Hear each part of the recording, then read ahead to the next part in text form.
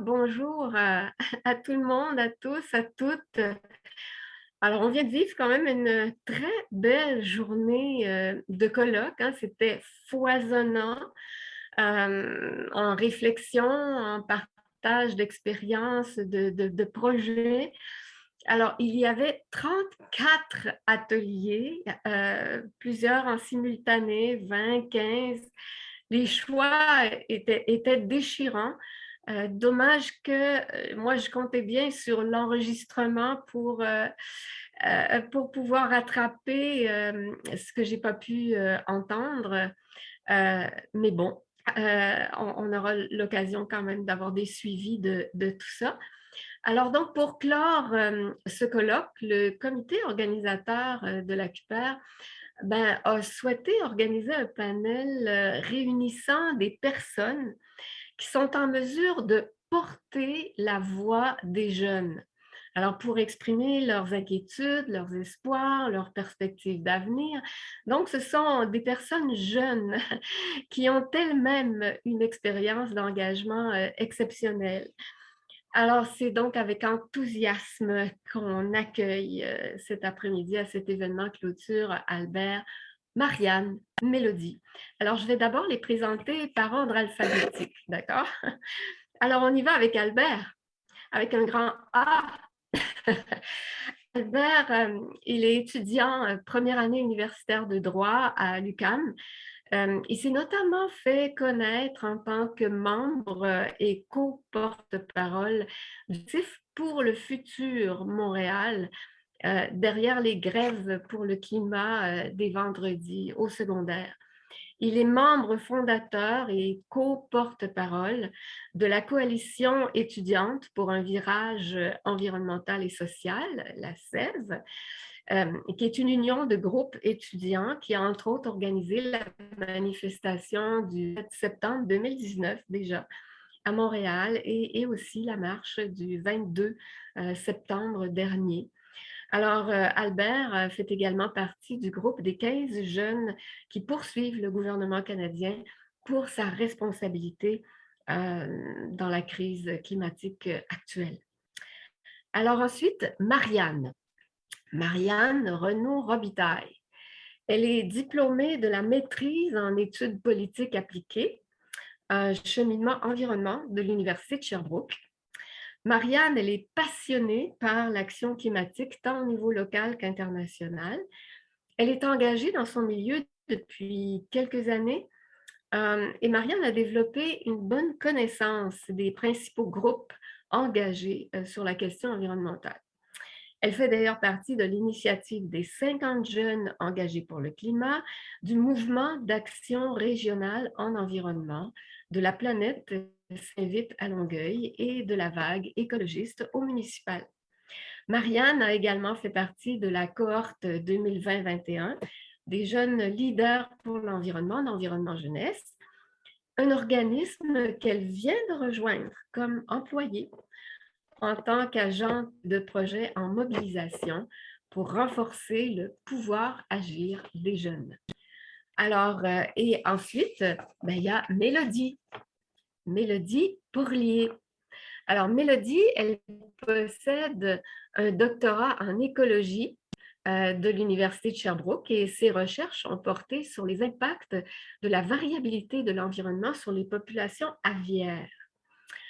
Aujourd'hui, elle est étudiante en médecine à l'Université de Montréal et elle s'intéresse aux impacts de l'environnement et des changements climatiques sur la santé et s'implique vraiment avec engagement au sein de l'Association québécoise des médecins pour l'environnement.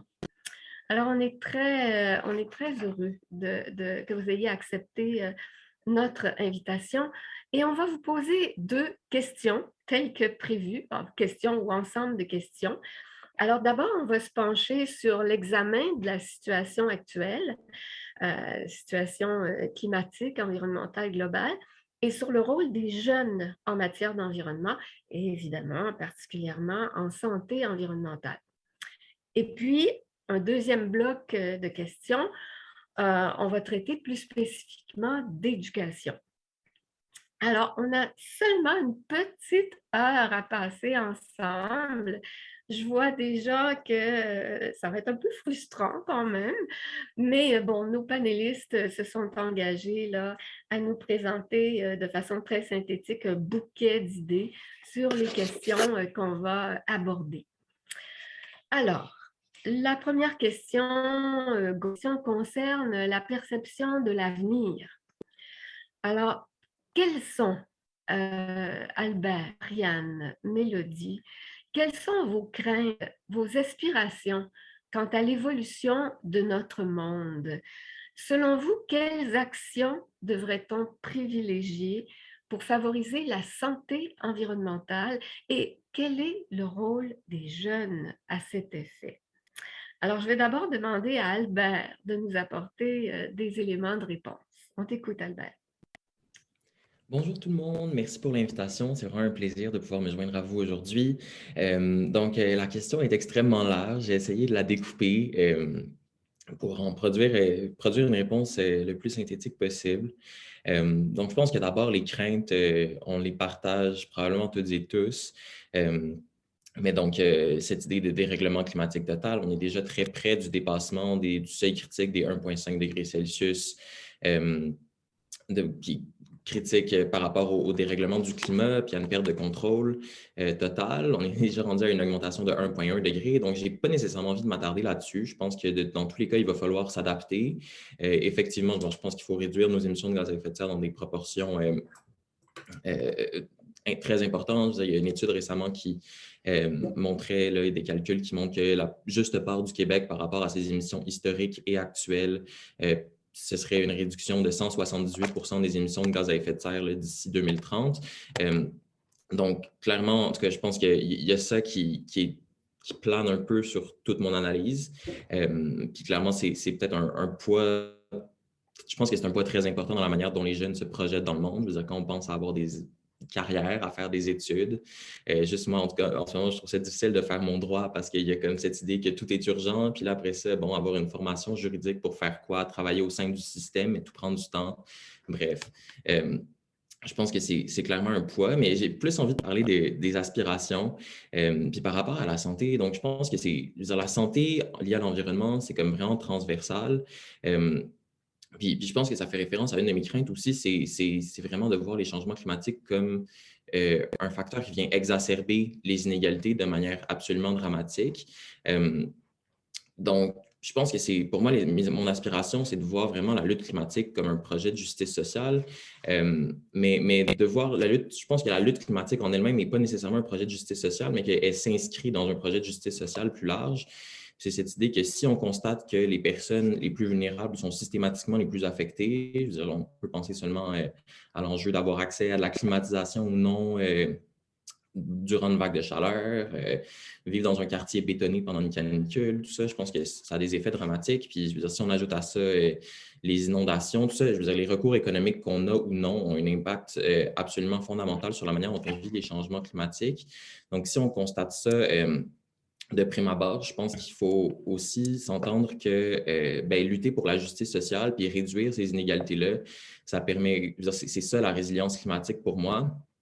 Donc, je pense que, on entend beaucoup le mot changement systémique, mais ça fait en sorte que pour avoir un vrai projet de justice climatique cohérent dans ma tête, il faut que ça vienne, que ce soit adressé de manière transversale avec plein d'enjeux sociaux. Je pense notamment dans les manifestations pour le climat depuis un an, un peu plus d'un an, on a intégré, par exemple, des revendications de définancement de la police qui peuvent sembler radicales, qui peuvent sembler ne rien avoir à faire avec l'environnement.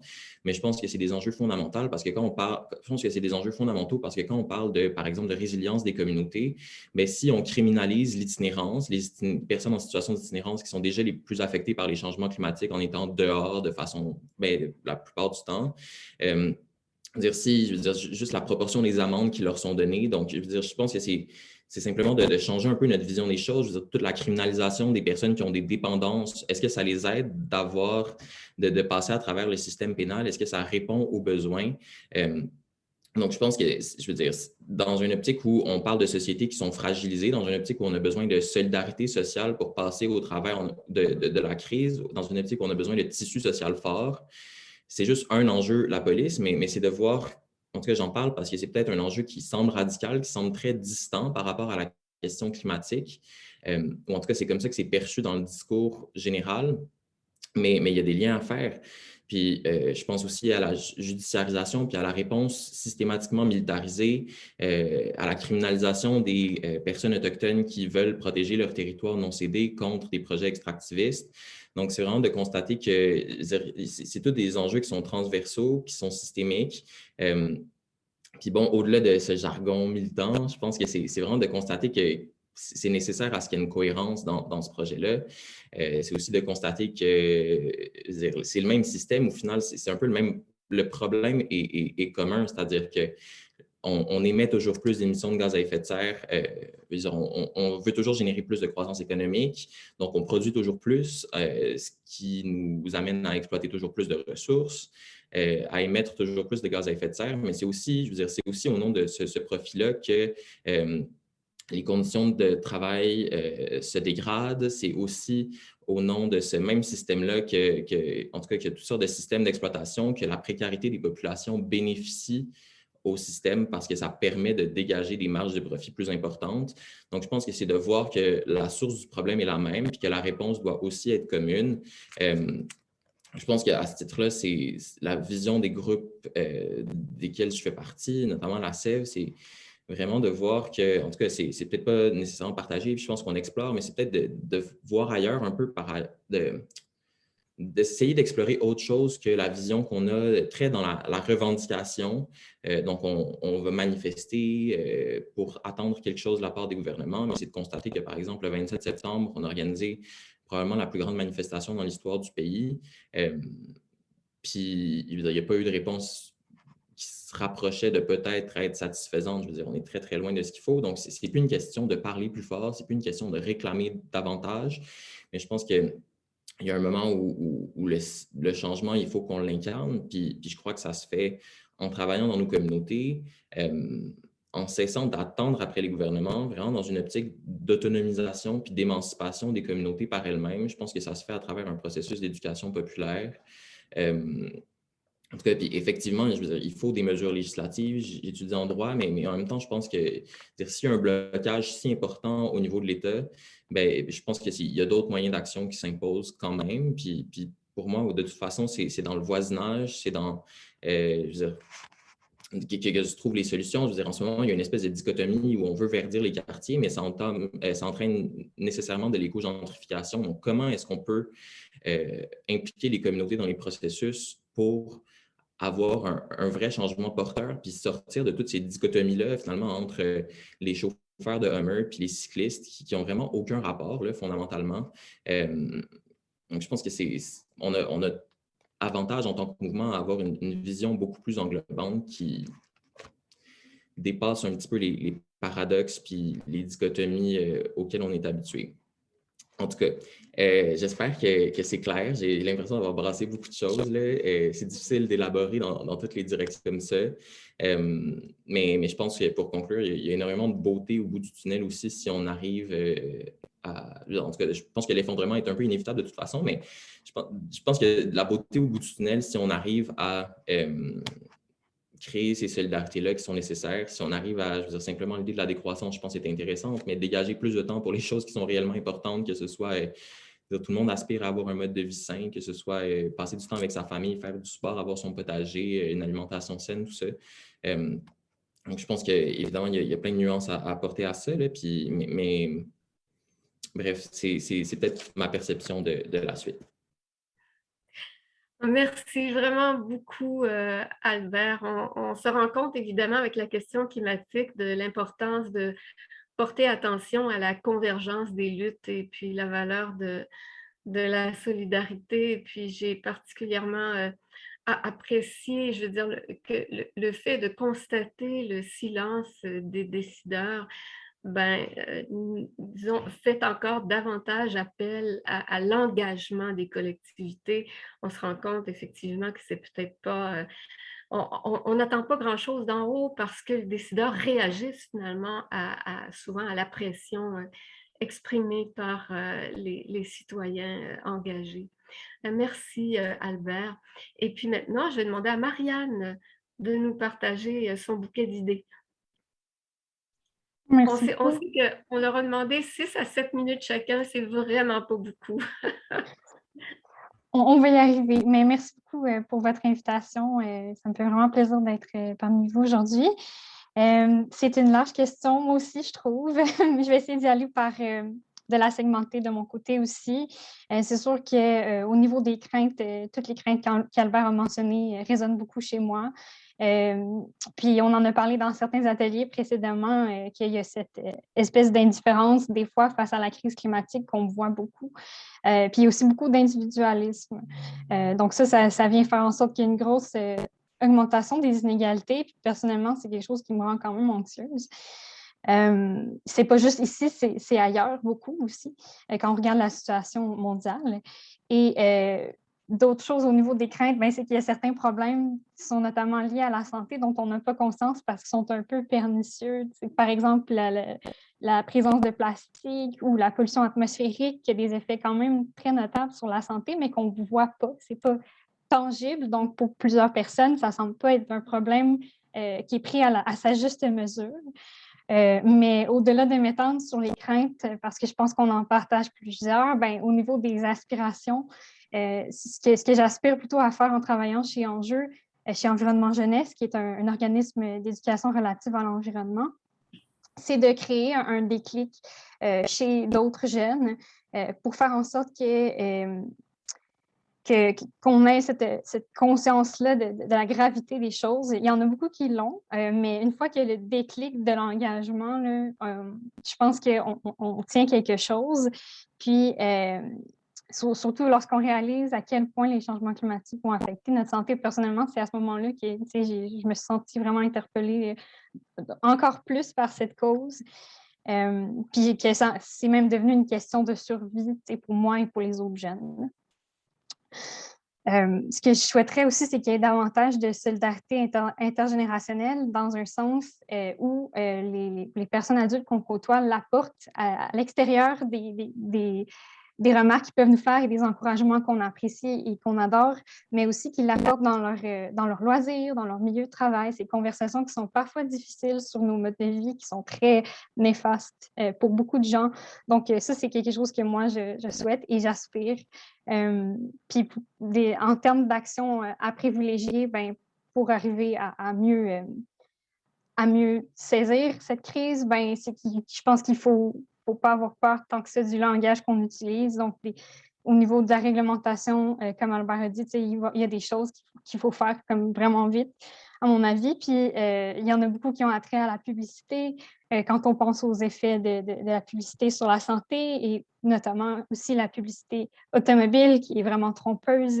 Je connais des recherchistes qui ont fait des recherches là-dessus et puis qui disent que finalement, on a cette impression de liberté en regardant la publicité automobile qui est venue présente, mais finalement, elle est plus délétère pour l'environnement qu'autre chose.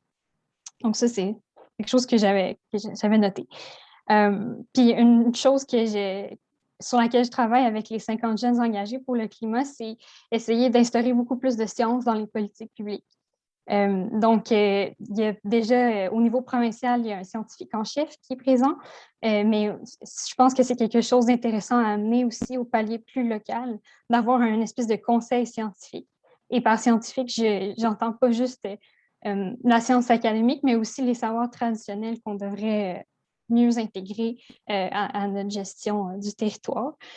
Donc, ça, c'est une autre chose que j'avais notée. Puis, si je reviens quand même au sujet de notre panel, puis au rôle des jeunes à jouer là-dedans, comme ça a été dit, ramener le fait que c'est une lutte collective qu'on mène. Et je pense qu'au niveau de la jeunesse, on a quand même une certaine fatigue par rapport à la responsabilisation individuelle. On souhaite davantage que le discours change, puis que la société se rende compte que c'est un problème qui est davantage collectif. Donc, on a cette légitimité-là aussi de pointer ça, qu'il faut que ce soit abordé de manière collective. Puis, il faut aussi s'attaquer aux enjeux de justice sociale qu'Albert a mentionnés, qui sont très, très importants. Donc, ça, c'est quelque chose qui est important pour moi. Puis, au niveau des jeunes, il faut quand même qu'on garde une curiosité et une indignation, je dirais, parce que ça va être nécessaire pour les années à venir avec la crise qui s'amplifie et qui se concrétise pour nous.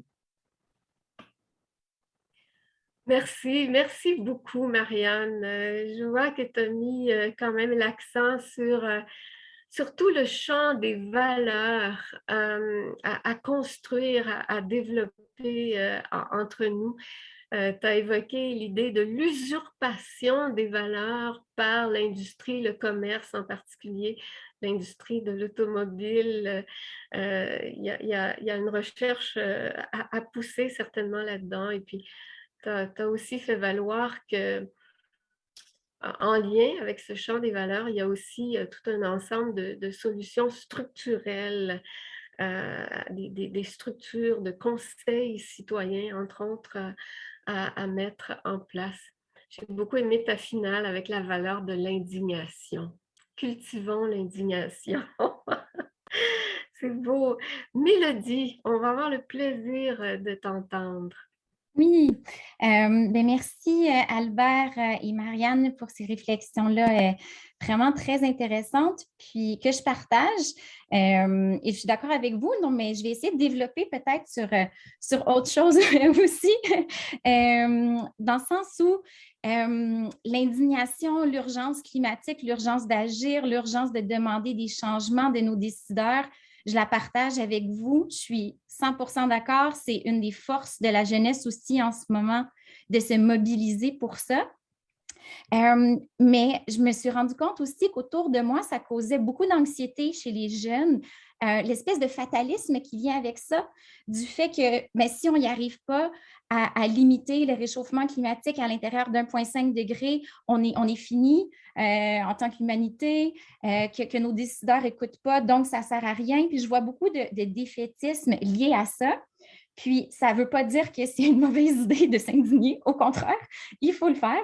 Mais je pense que face à des amis, des collègues, des connaissances qui ont ce défaitisme-là, je pense que d'essayer de leur rappeler qu'en fait, ce n'est pas nécessairement tout ou rien, là. On essaye vraiment de limiter ça à moins qu'1,5, mais si ça se réchauffe plus, on n'est pas condamné, là. Il ne faut pas arrêter de travailler dans la lutte contre les changements climatiques pour la protection de l'environnement parce que la trajectoire actuelle est un peu décourageante. Chaque degré de gagné va sauver des vies, là.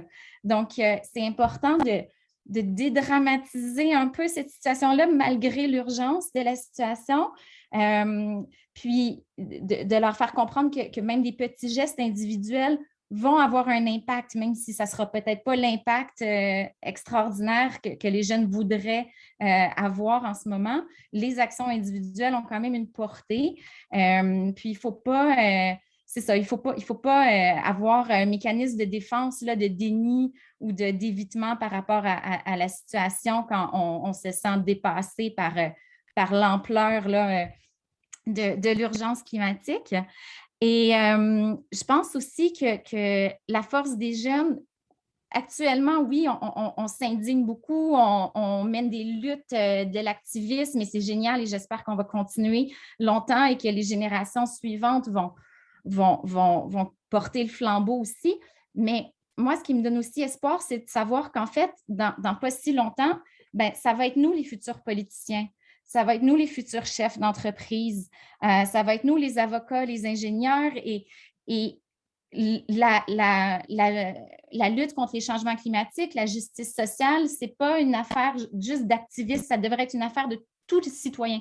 Peu importe sa profession, peu importe ce qu'il fait, d'avoir cette vision-là, cette conscience-là de justice sociale, de protection de l'environnement, puis de l'amener, peu importe ton métier, peu importe ta profession, peu importe où tu habites, c'est ça qui va contribuer à changer, notre mode de gouvernance, changer, peut-être pas sonner la fin du capitalisme, mais que ça va contribuer à changer la société pour le mieux, je crois. Parce que les valeurs des jeunes sont de plus en plus proches des valeurs de justice sociale, d'environnement, puis j'espère que ça va être amené au courant de leur vie, peu importe ce qu'ils vont faire.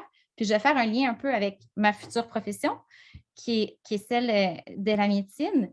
Il y a des études, par exemple, qui ont montré que les gens étaient plus réceptifs face à tout ce qui est l'éducation envers les changements climatiques lorsque c'était porté par des professionnels de la santé, parce que ça les faisait réaliser qu'en fait, l'environnement affectait leur propre santé, chose à laquelle, c'est de plus en plus dans les médias dans la dernière année, mais chose à laquelle les gens ne pensent pas nécessairement d'emblée, là. Et également, les professionnels de la santé, en tout cas, sont des personnes relativement de confiance. Là. Les gens dans les médias disent qu'ils n'aiment pas les médecins, mais en général, les gens aiment leur médecin de famille et donc vont écouter leur médecin lorsque leur médecin va leur dire de prendre plus de transport en commun, puis d'aller à pied ou à vélo au travail. C'est bon non seulement pour l'environnement, mais c'est bon aussi pour leur santé à cause de l'activité physique, à cause de moins d'exposition aux polluants, parce que quand on est dans notre auto, dans le trafic, on est exposé à toutes ces particules fines-là. Ils vont pouvoir dire à leurs patients que manger plus de fruits et légumes, moins de viande, c'est bon non seulement pour leur santé, aussi pour l'environnement. Donc, il y a toute cette éducation-là à faire. Il faut faire l'éducation des médecins. J'en reparlerai peut-être à la deuxième question que vous allez nous poser, mais les médecins peuvent faire l'éducation auprès de leurs patients et auprès de la population. Puis je prends cet exemple-là parce que c'est le milieu que je connais, mais ça peut s'appliquer à tous les autres corps de métier. Donc, voilà. Tout à fait. Merci, Mélodie, pour ces éléments fort importants.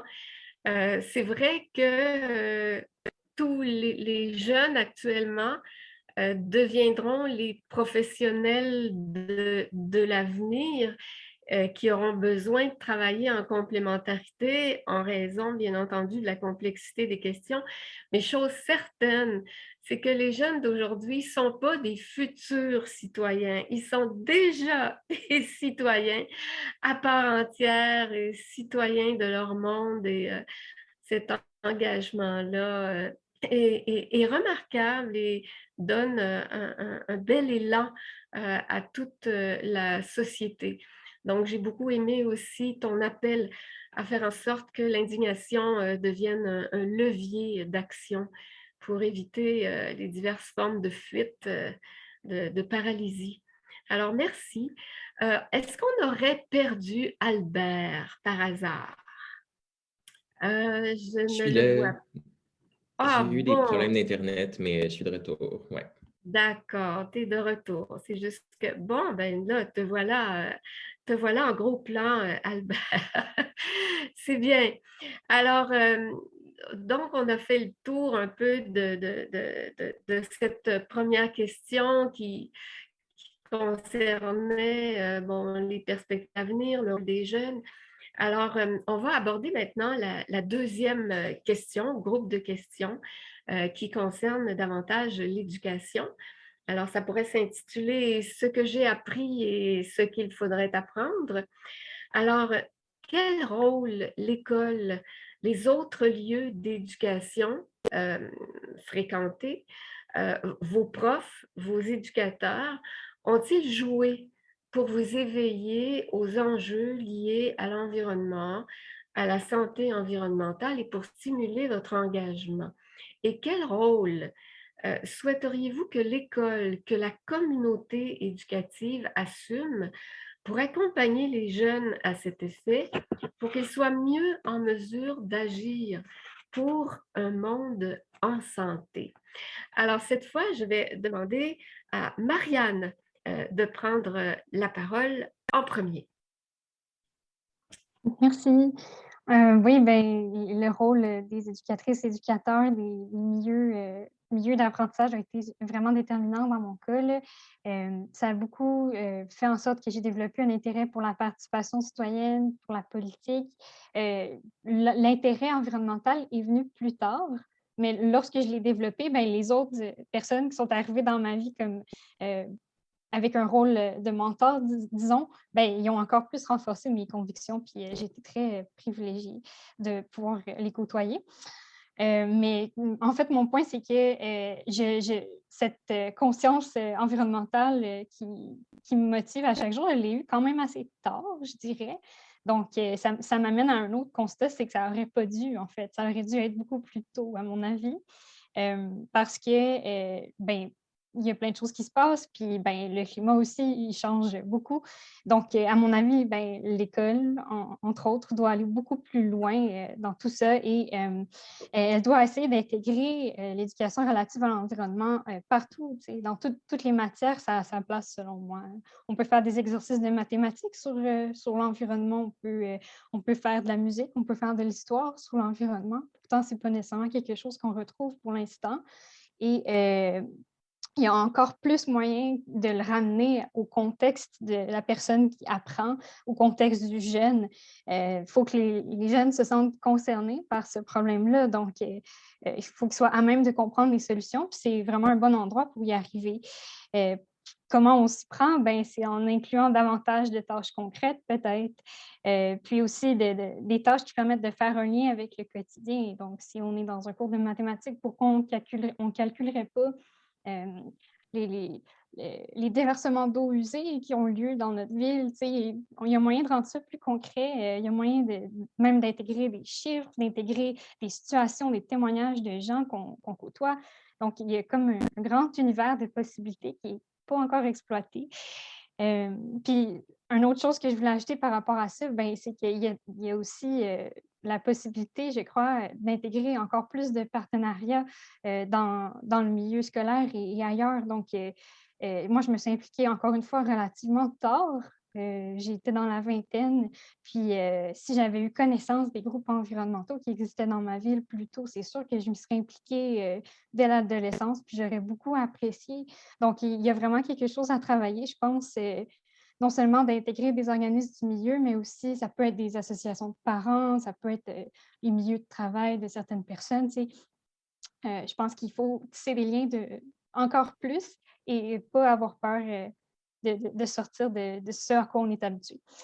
Il y a aussi, je pense, le rôle de l'entraide, parce que c'est quelque chose qu'on vient à développer en travaillant en groupe quand on est impliqué. C'est vraiment le travail d'équipe. Puis je pense que ça vient aussi chez les jeunes à l'école. C'est quelque chose qui va se développer soi-même finalement. Si on fait des projets qui sont de nature collaborative, soit avec d'autres organismes ou ensemble, ben, les jeunes vont eux-mêmes s'entraider. Puis je pense qu'il y a beaucoup de potentiel de ce côté-là. C'est vraiment surprenant ce qu'on peut faire en groupe, là. Moi, ça m'impressionne beaucoup. Puis, dans le milieu d'apprentissage, ben, il faut que tout le monde croie en l'engagement puis soit en mesure de l'incarner. Ça, c'est important aussi, d'avoir des modèles, bien sûr. Puis il y en a partout dans notre quotidien. Il suffit juste de parler un peu puis de s'ouvrir des fois, puis on est agréablement surpris. Merci beaucoup, Marianne, pour ces idées.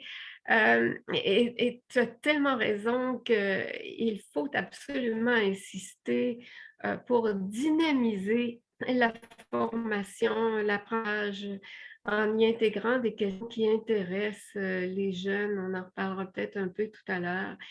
Puis j'ai beaucoup apprécié aussi le fait que tu aies souligné l'importance des partenariats entre l'école qui peut-être est essoufflée dans l'ensemble de ses tâches et qui a besoin de s'ouvrir vers d'autres partenaires de la société éducative. Puis aussi, tu as souligné, je veux dire, cette idée, mais tellement fondamentale de la nécessité de se regrouper, de travailler ensemble. Bien souvent, les gens deviennent sensibilisés, mais ne savent pas trop par où commencer et ont besoin de cet élan que procure le fait de rejoindre un groupe. Alors, tu as apporté vraiment des idées clés pour toute cette réflexion-là. Alors, eh bien, maintenant que Marianne a pris la parole, je vais demander à Mélodie de continuer. Oui. Donc, moi, mon engagement a commencé aussi un peu sur le tard. suis une fausse jeune, en fait. Là. J'ai dans la trentaine, là, j'ai quand même beaucoup d'années d'université derrière moi. Donc, je suis très flattée qu'on m'ait considérée comme une jeune et qu'on m'ait invitée dans ce panel de la jeunesse. J'espère rester jeune longtemps. Mais donc, Marianne, avoir commencé là, dans la vingtaine, écoute, c'est très tôt là, selon moi, parce que moi, ça a commencé dans la trentaine, mon engagement un peu plus actif. Ça a commencé en fait quand je suis entrée en médecine. J'ai étudié, là, comme Lucie le disait lorsqu'elle m'a présentée, j'ai étudié en écologie avant. Et puis, quand je suis entrée en médecine, je crois on était dans une pause de notre cours de microbiologie où le professeur avait parlé de la distribution de la maladie de Lyme qui s'étendait de plus en plus au nord puis qui affectait là, la population dans le sud du Québec en raison des changements climatiques. Puis, il y a un de mes amis qui me regarde et dit « C'est vrai, les changements climatiques, c'est à cause de ça qu'on a la maladie de Lyme. » Puis il dit, je ne savais pas que ça avait déjà comme des effets sur notre santé en ce moment. Il dit, moi, je pensais que c'était dans 50 ans, dans 100 ans, que ça allait se produire. J'ai commencé à discuter avec lui. Je pense qu'on est arrivé en retard de la pause dans notre cours parce qu'on a discuté trop longtemps des effets des changements climatiques sur la santé dans le corridor. Puis c'est là que je me suis dit, je pense que c'est important quand même que les futurs médecins soient au courant des effets des changements climatiques sur la santé. Puis, c'est à partir de là que j'ai commencé à m'impliquer plus. J'ai trouvé, en fait, au même moment, il y avait une initiative pan-canadienne qui commençait à être amorcée pour qu'il y ait plus de matières en lien avec les changements climatiques et la santé qui sont intégrées dans les curriculums de médecine à travers le Canada. Puis j'ai rejoint un groupe d'étudiants, donc on est 4 en tout, qui a mené ce projet-là à l'Université de Montréal avec un grand succès, il faut le dire, avec 0 résistance de la part de la direction de programme, de la part des professeurs. Et donc, dès cette année, là, les étudiants qui rentrent en médecine à l'Université de Montréal ont des cours à chaque session, en fait, sur les effets des changements climatiques là, sur la santé. Parce qu'évidemment, l'éducation, mais c'est le rôle primordial. On ne peut pas régler un problème dont on n'est pas conscient. Donc, tout ça commence par l'éducation. Et puis, évidemment, il y a des contraintes, il y a des enjeux liés à ça. La médecine, c'est un programme très chargé. Il faut faire la place pour du nouveau contenu. Donc, il faut réfléchir à des modalités pédagogiques, à des façons de faire pour ne pas surcharger les étudiants, mais ça se fait. Puis, ça se fait assez rapidement. Là. Dans 2 ans, on a réussi à faire des ajouts comme ça dans le curriculum. Puis là où je veux en venir un peu avec ça, mais comme Marianne disait, cette éducation-là, on aurait dû l'avoir encore plus tôt, en fait. Pas seulement rendue au cégep puis à l'université. Puis je me suis posé la question aussi. En fait, moi, si je ne m'étais pas nécessairement engagée beaucoup avant, c'est que je baignais déjà dans ce milieu-là, dans mon quotidien de 9 à 5. On faisait déjà de la recherche en écologie. Quand on arrive le soir, c'est sûr j'ai signé plein de pétitions, j'ai participé à des manifestations, mais je ne faisais pas nécessairement là, de l'engagement très, très actif, mais j'étais déjà dans le milieu. Donc, le soir, quand j'arrivais à la maison, mais je voulais faire autre chose. À un moment donné, on a besoin d'un certain équilibre de vie aussi. Mais mon intérêt à la base pour l'écologie, ensuite pour militer contre les changements climatiques, ça vient d'un amour de la nature, en fait. Moi, je suis allée en écologie parce que je voulais jouer dehors. Je voulais identifier des plantes dans la terre, je voulais aller pêcher des poissons, je voulais être en contact avec la nature. Puis ça, c'est parce que je l'ai eu plus jeune. Je suis une grande sportive, j'ai fait beaucoup de sport de plein air. Puis je pense que quand on est en contact avec la nature, jeune, mais c'est sûr qu'on va vouloir la protéger plus tard. On veut garder notre terrain de jeu, on veut garder le milieu où on se sent bien, avec lequel on a un certain attachement. Donc, oui, tout à fait d'accord avec Marianne. C'est une super belle idée d'intégrer l'environnement dans les maths, dans plein de choses, mais aussi juste être dehors. Juste jouer dehors, point. Sans stress associé à « oh mon Dieu, les changements climatiques, la pollution », juste être dehors, apprécier la nature, ça nous donne vraiment envie de la protéger. Puis je pense que ça, c'est vraiment, vraiment, vraiment important dès un jeune âge. Ça peut être fait dans l'école aussi, là, des cours d'éducation physique, pourquoi ça ne se fait pas dehors? Des cours de biologie, pourquoi ça ne se fait pas dehors? Il y a plein de façons d'amener les jeunes à aimer la nature, puis ensuite, naturellement, là, vouloir la protéger. Mais merci beaucoup, Mélodie. Il est vrai que ton propos concernant le rapport à la nature nous amène au concept de santé environnementale, à l'ouverture de ce colloque et au propos de Samuel aussi, qui parlait de la nature comme source de guérison, finalement, source d'apprentissage et de guérison, la nature comme ressourcement.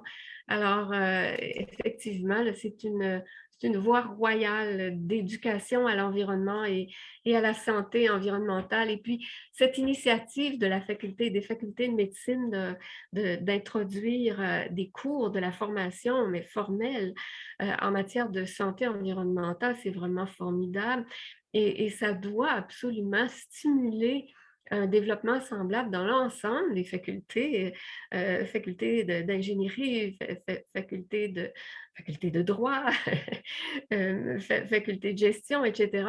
Une des facultés les plus lentes, mais les plus lentes à bouger à cet effet, ce sont les facultés d'éducation au regard de la formation des enseignants. Là, vraiment, c'est à n'y rien comprendre que cette force d'inertie contre laquelle il faut continuer à lutter. Alors, eh ben, merci beaucoup pour ce beau bouquet d'idées. Et puis, ben, finalement, je me tourne vers Albert pour compléter la réflexion. Merci, puis merci Mélodie, puis Marianne pour tout ce que vous avez partagé. Moi, j'ai un parcours un peu différent, c'est-à-dire que je me suis engagé, en tout cas, j'étais dans une école alternative au primaire, puis ça a vraiment été un espace de liberté où j'ai pu m'engager. En fait, je faisais ce que je voulais, les numéros de maths, j'en avais vraiment rien à cirer. Fait que, ben moi, je faisais genre des produits écologiques pour nettoyer tous les pupitres de l'école, tout ça. Mais je pense que justement, mon parcours éducatif a été un lieu d'émancipation vraiment au primaire, puis mais ça a été tout le contraire au secondaire, puis ça a aussi été le lieu d'énormément de frustration.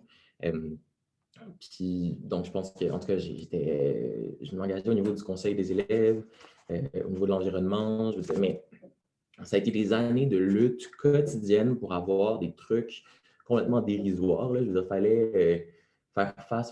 fallait s'obstiner contre les normes du bâtiment pour avoir des plantes dans les classes, même si tout le monde était en faveur de ça parce que, soi-disant, là, ça posait des problèmes avec les incendies, puis les évacuations, puis les je sais pas quoi. Puis là, il fallait citer la NASA pour que notre direction nous prenne au sérieux. Tu sais, ça n'avait pas rapport.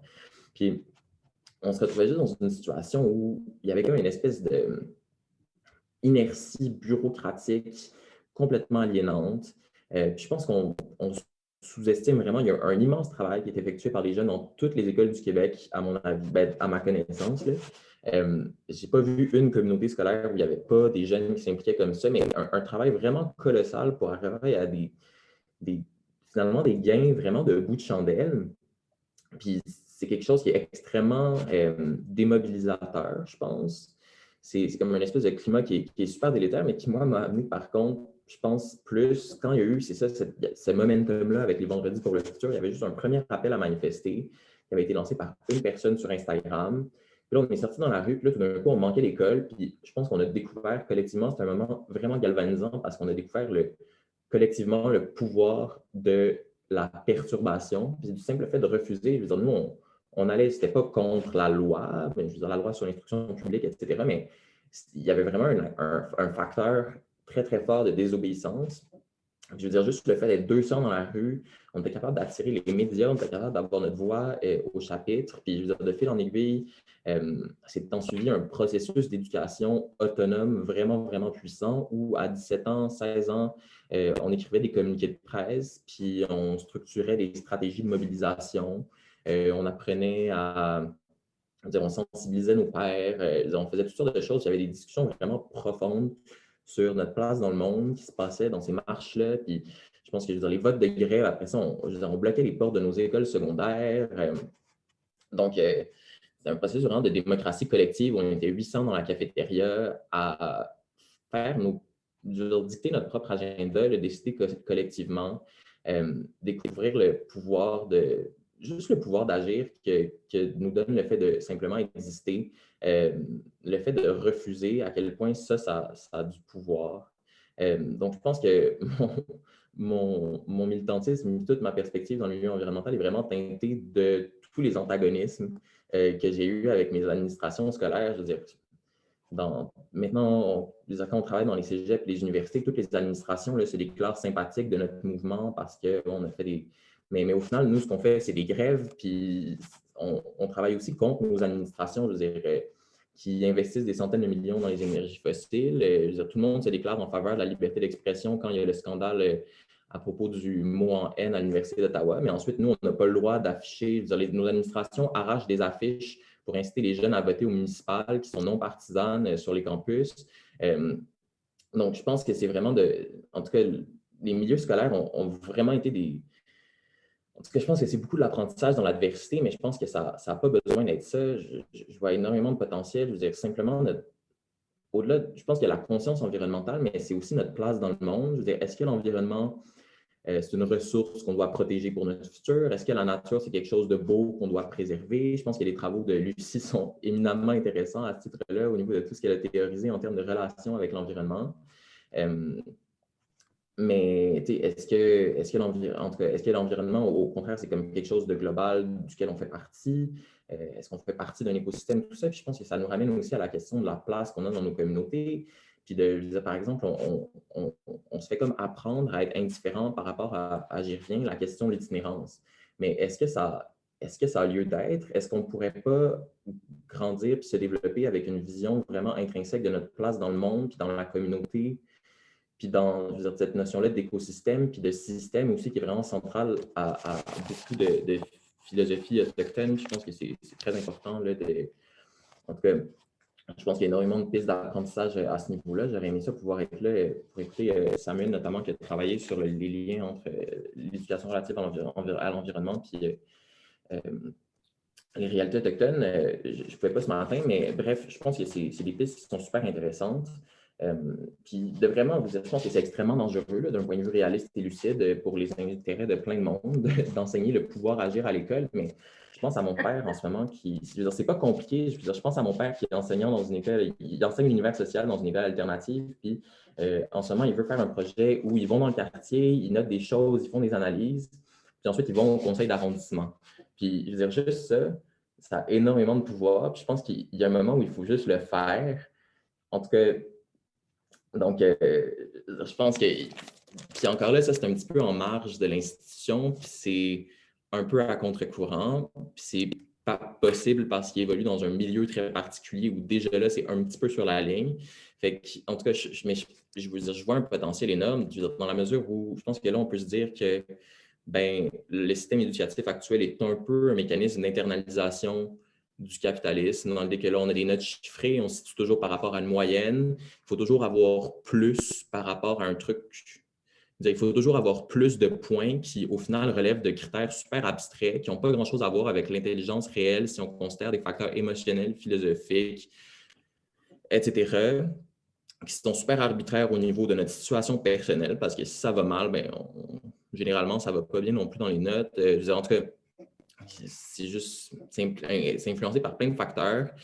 Donc, c'est juste, l'école fonctionne, ce qui est valorisé à l'école, c'est d'avoir toujours plus de quelque chose de complètement artificiel. Donc, je pense qu'on peut faire le parallèle avec l'économie. Je pense qu'on peut, c'est cette dynamique-là de compétition qui est alimentée, nourrie, toujours dans un contexte scolaire, puis aussi la dévalorisation de tous les savoirs qui ne sont pas au programme, de toutes les compétences, de toutes les intelligences qui ne sont pas au programme. Puis l'aspect colonial, puis je veux dire, il y a énormément de pouvoir dans le fait de définir ce qui est au programme, ce qui n'est pas au programme, ce qui a de l'importance, puis ce qui n'en a pas. Parce qu'après ça, je veux dire, c'est un système dans lequel on évolue au quotidien pendant au moins 12 ans, puis on se retrouve, je veux dire, il y a comme une espèce de dissonance cognitive après, parce qu'il faut désapprendre énormément de choses qu'on a apprises à valoriser, puis c'est énormément de travail, puis c'est pas tout le monde qui peut le faire, c'est pas tout le monde qui est dans une situation de le faire. En tout cas, donc je pense que si on constate à quel point le système formatent les cerveaux de manière efficace actuellement, on peut aussi, on peut aussi constater à quel point le système éducatif fait partie non seulement du problème, mais de la solution aussi. Puis je pense qu'en tout cas, il y a moyen de vraiment changer les choses à partir de ce point-là. Et dis merci beaucoup, Albert. On a tellement hâte que tu deviennes ministre de l'Éducation, hein? On va voter pour toi, c'est certain. Et puis, j'ai eu le plaisir quand même d'être, disons, d'assister à toute la genèse et à la dynamique là, des jeunes mobilisés pour le futur. Et puis, je sais à quel point ça a été un creuset d'apprentissage extraordinaire. Il ne s'agissait pas seulement de sortir dans la rue avec des pancartes, mais il y avait tout un processus démocratique avant de réflexion sur le pourquoi et sur le comment. Et bon, simplement le fait de faire une affiche pour aller la brandir dans une marche, ben, la réflexion que ça demande pour la composition de l'affiche, du message, ben, c'est déjà une activité d'apprentissage formidable. J'ai beaucoup apprécié que tu parles d'émancipation. Et effectivement, l'une des 3 visées de l'école québécoise, c'est le développement du pouvoir agir. Or, malheureusement, notre école disons, ne reconnaît, en fait, ne répond pas à cette attente du programme du ministère. Alors, les jeunes sont déjà citoyens de leur monde, dans la cité de leur classe et de leur école, de leur quartier. C'est important de le reconnaître. Tu as parlé aussi de tes parents. Je me souviens qu'à quelques reprises, on avait évoqué ta famille et justement, Sophie et une autre participante dans l'espace de discussion ont évoqué le rôle de la famille.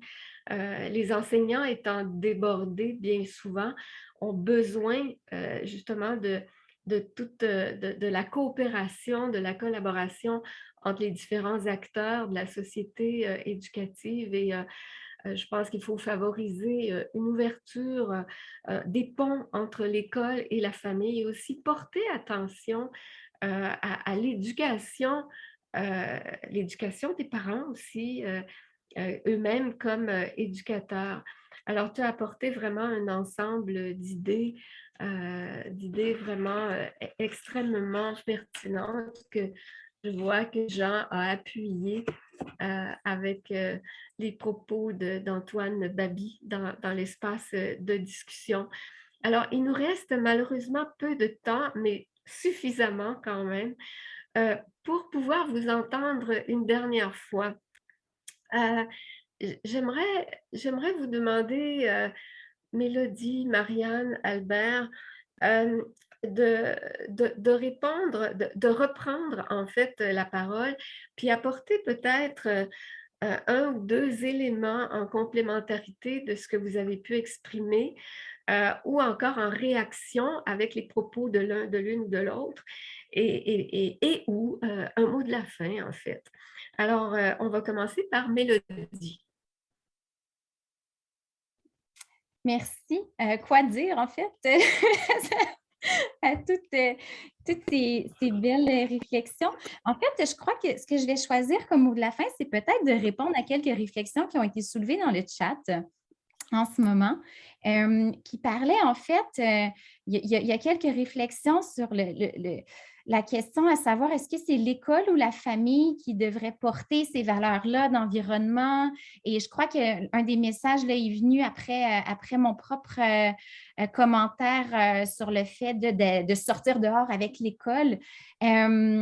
Ben, premièrement, oui, je suis quand même consciente que les professeurs sont pas des conditions de travail optimales, qui font déjà énormément, qui donnent beaucoup de leur temps personnel puis de dévouement pour les classes et qui ne sont pas supportés là, à la hauteur de ce qui devrait être. Puis que la famille a définitivement un rôle important à jouer. Ceci dit, Ce qui est bien de l'école, c'est qu'en théorie, en tout cas, tout le monde est obligé d'aller à l'école au Québec avant ses 16 ans. Et donc, si quelque chose est fait, si une sortie scolaire est faite et qu'il n'y a pas de frais pour les parents, disons, tout le monde va pouvoir en bénéficier. Et l'accès à la nature, en ce moment, en fait, l'accès à la nature, bien, ça coûte cher. Il faut une voiture pour aller se déplacer dans les Laurentides, pour aller à la CEPAC, il y a des frais d'entrée, il faut de l'équipement pour certains sports. Puis l'accès à la nature, ce n'est pas quelque chose d'équitable. C'est souvent les personnes les plus favorisées qui vont avoir le meilleur accès à la nature. Puis, il y a d'autres solutions à ça, que ce soit des sorties scolaires, évidemment, mais ça en est une. Celle-là, d'amener des jeunes qui, autrement, n'auraient peut-être pas les moyens financiers d'aller en contact avec la nature par le biais là, de leur famille. Donc, je pense qu'il y a des choses à faire dans le système d'éducation actuel pour favoriser l'accès à la nature, pour favoriser le militantisme, pas juste écologique, social aussi. Mais oui, je suis de tout cœur avec vous, les profs qui se sentent peut-être débordés là-dedans. Je n'ai pas la solution à ça. Mais je pense que l'école a quand même un beau rôle à jouer là-dedans. Donc, ça serait ça mon mot de la fin. Merci beaucoup, Mélodie. Et puis, on va demander à Albert de poursuivre. C'est tellement vaste. Je pense que j'ai de la difficulté à répondre avec quelque chose de clair, mais je pense qu'au final, c'est un enjeu, en tout cas, j'abonde dans le même sens que Mélodie, c'est un enjeu de justice sociale, c'est-à-dire que en ce moment, je pense que c'est vraiment un obstacle au fait de fonctionner dans notre société que de ne pas avoir accès à ni la nature, ni, je veux dire, je pense que c'est aussi de juste simplement pas avoir d'alternative à l'état des choses actuelles. Il y a comme une espèce de blocage. En tout cas, je pense que le blocage est très... il y a une espèce d'obstacle imaginaire, philosophique, parce qu'il y a tellement de discordance entre même ce que même dans une perspective militante, ce qu'on prône personnellement, puis le doggy bag que je vais prendre au take-out. Tu sais, je sais pas, tu sais, puis je pense qu'au final, c'est des actions qui ont peu de... Il y a peu d'importance, mais c'est juste que le fait de fonctionner dans un système, on est tous et toutes des produits d'un système, puis c'est, en tout cas, je dis le mot système tout le temps, là, c'est gossant, mais je pense que c'est c'est de constater que, en tout cas, ça nous formate tellement, puis en tout cas, je ne vois pas d'issue sans l'éducation, puis en même temps, je pense que l'accès à cette éducation-là, mais au final, c'est aussi de voir, je veux dire, ça impacte notre capacité à influencer la société. Je pense qu'il y a aussi une conscience de classe où les personnes qui bénéficient du système sont aussi celles qui ont le plus souvent accès au levier politique. Par exemple, je pense que c'est intéressant d'avoir la lecture du poids politique de la jeunesse, puis de est-ce que la jeunesse est capable d'avoir du pouvoir. Dans le système électif où, d'abord, il faut avoir 18 ans pour voter, se présenter, où les plateformes sont élaborées en fonction d'intérêts économiques, puis la jeunesse qui a généralement pas une scène. Où le poids politique de la jeunesse, je veux dire, si tout est en chiffres, si tout est en dollars, ça ne fonctionne pas, puis je pense qu'il est dérisoire. Fait que je pense que ça se reflète dans les taux de participation. En tout cas, moi, c'est l'interprétation que j'en ai de la jeunesse qui ne se sent pas représentée, qui ne sent pas qu'elle a l'intérêt dans le système électif. En tout cas, fait que je pense que c'est de constater ça, puis c'est de constater aussi que les jeunes qui sont capables d'avoir une voix au chapitre, souvent, ils sont privilégiés parce que c'est eux qui ont accès, puis c'est ça aussi la famille, c'est que ça vient avec des inégalités. C'est-à-dire que c'est les jeunes qui ont accès aux leviers qui sont offerts par la société, qui ont accès aux institutions, qui sentent aussi que les institutions sont prêtes à les accueillir, parce que je pense que quand on grandit avec une peur souvent rationnelle pour plusieurs communautés, de la police, de l'État, quand on grandit, je veux dire, juste le racisme que je vois dans mes classes, c'est quand même impressionnant des fois. C'est dramatique. Puis quand on ne sent pas qu'on a accès ou qu'on est bienvenu ou invité à agir au sein des institutions, mais ça fait en sorte que c'est un mécanisme de reproduction sociale parce que c'est tout le temps les personnes qui sont les plus privilégiées, qui ont voix au chapitre, qui peuvent s'engager dans les institutions puis avoir accès à du pouvoir à un jeune âge. Donc, en tout cas, je pense que c'est à ce titre-là que l'éducation a vraiment un rôle fondamental parce qu'en ce moment, l'accès inégal des jeunes au pouvoir fait en sorte que les intérêts, les dynamiques de la société font juste se perpétuer. Donc, je pense que c'est quelque chose d'absolument central. Puis en fait, puis moi, je vois aussi beaucoup la solution comme étant, c'est ce à quoi je travaille, mais que la jeunesse bâtisse du pouvoir pour elle-même, puis s'autonomise, puis c'est vraiment la souveraineté des communautés sur leur propre existence qui est fondamentale. Puis c'est un peu là que je vois l'issue, étant donné le blocage politique actuel au niveau institutionnel. Merci Albert. Et toi, Marianne? Wow, c'était une intervention très riche. Euh, quoi ajouter de plus? Ben, je pense que tu as raison de parler de système. Puis à ça, je sens que c'est à nous un peu de créer notre propre système de résilience face à ce qui s'en vient, en tissant des liens notamment, entre groupes, entre personnes, puis mettre la solidarité et la justice sociale plus au cœur de notre engagement. Puis évidemment, l'éducation a un rôle très grand à jouer là-dedans, mais il va falloir faire des changements systémiques à l'éducation aussi pour qu'elle soit en mesure de le faire. Puis qu'on puisse être autonome,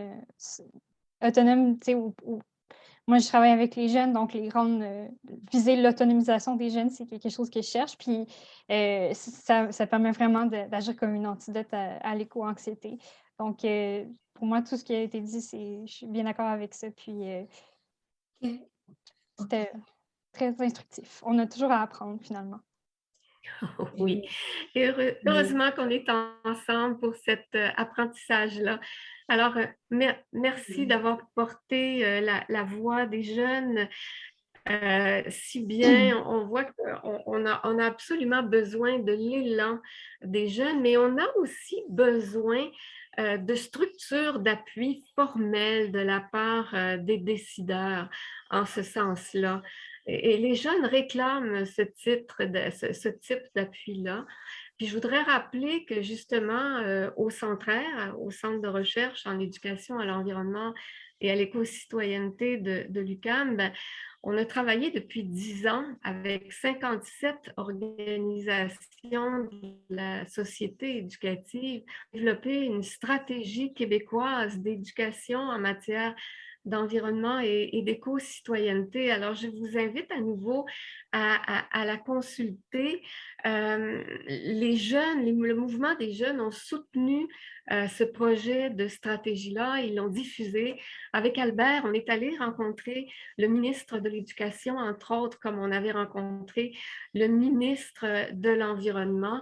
Mais en fait, il n'y a pas eu de suivi. Et Brigitte, dans l'espace de discussion, Brigitte Blais, elle a raison de nous inviter à porter attention au nouveau cours d'éthique et culture religieuse qui se propose d'intégrer un volet d'éco-citoyenneté, mais disons, il va falloir qu'on étudie la dernière proposition ensemble parce que ce que j'en ai lu n'était pas nécessairement, l'éco-citoyenneté n'était qu'un des très nombreux thèmes qui étaient traités dans ce cours-là. Et je pense que si on le traite en éducation, il va falloir le déployer beaucoup mieux à travers le curriculum et dans une perspective politique. L'éducation à l'éco-citoyenneté étant la dimension politique de l'éducation à l'environnement, s'occuper ensemble des choses qui nous concernent. Alors, on va reprendre le chantier de la stratégie. Nos travaux se poursuivent, il faut mettre ça à jour, il faut retravailler, entre autres avec Samuel qu'on a entendu ce matin, on veut intégrer une perspective autochtone. Donc, les travaux se poursuivent et on prévoit un grand lancement au printemps.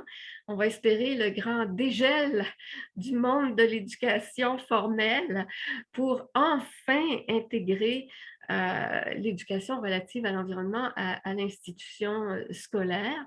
Et puis aussi offrir un support au milieu de l'éducation non formelle. C'est effectivement, on l'a redit aujourd'hui, c'est plus nécessaire que jamais. Malheureusement, dans l'organisation de ce panel et avec le peu de temps dont on disposait, on n'a pas ouvert formellement la discussion avec les participants. Je vois que pendant que je prenais la parole, il y a un grand nombre de commentaires qui sont apparus. Et puis donc, j'en profite pour céder la parole à Jacqueline, qui est présidente de l'ACUPER et qui va nous adresser un mot de clôture. Et je veux souligner à mon tour l'engagement exceptionnel de Jacqueline. Bon, on voit finalement que l'engagement, ça peut, disons, ça peut conserver un élan de jeunesse. Alors, donc, Jacqueline, elle a été absolument nécessaire pour poursuivre les activités de l'ACUPER, alors que l'organisation devait se relever de moments très difficiles. Et puis, je voudrais aussi saluer son engagement admirable avec Sandrine pour l'organisation de ce colloque. Vous l'avez porté à bout de bras. Alors, grand merci, inépuisable et formidable, Jacqueline. Et à toi, le mot de la fin.